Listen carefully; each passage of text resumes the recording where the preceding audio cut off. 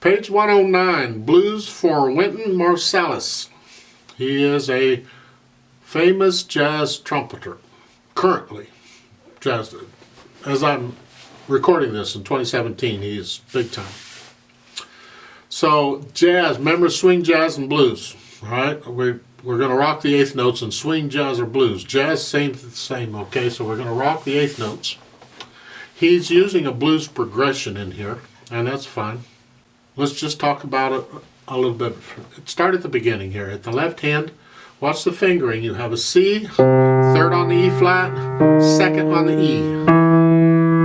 So it's there. 1, 2, and 3, and 4, and 1, and 2, and 3, and 4. And the phrasing, get the...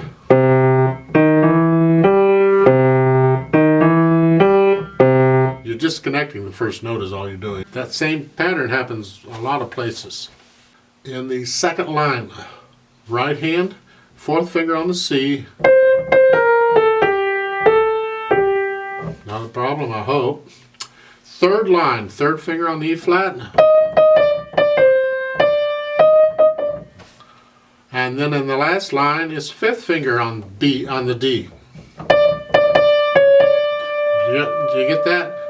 Yeah, the first three D's are natural, and then you have a D flat and then a D natural. And then next measure, okay. In the last measure, you have a C, just stretch up for the other C. You don't really have to move your hand, just the top it says lazy, so you have to just, all right, this is kind of a lazy afternoon. You're relaxing, and this is how you feel. You play it, feel that, and play it the way you feel. Dynamics, you can do the dynamics just loud, just get loud and soft, and have some fun with it. 4/4 time, I will give us 4 counts. Now, at the top of this, right above the word lazy, they've written introduction. This gets back to musical form. You're going to have sections in a piece of music. Like we have chapters in a book, you have sections. Generally speaking, they will separate the sections in music with a double bar line. 2 bars, 2 measure lines close together. If you look at the end of the first line, you will see a double bar line, telling you that what was before is one section and what comes after it is a different section. And you can have any number of sections in music.